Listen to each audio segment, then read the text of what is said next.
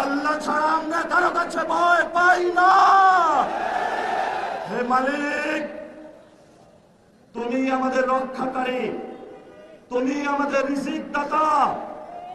যারা এই বাংলাদেশি জনগণ 17 বছর অপেক্ষা করেছিল, আমাদের অধিকার ছিনিয়ে নিয়েছে, ভোট ডাকাতির মাধ্যমে ভাইদেরকে হত্যা করেছে।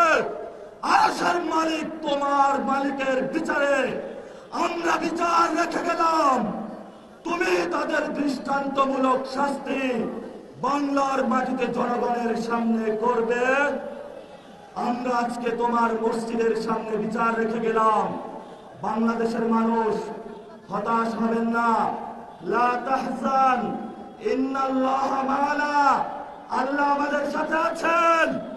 শক্তি বাড়ান, ভয় নাই, জয় করব আমরা ইনশাআল্লাহ। দ্বিগুণ হয়ে পার্লামেন্টে যাব।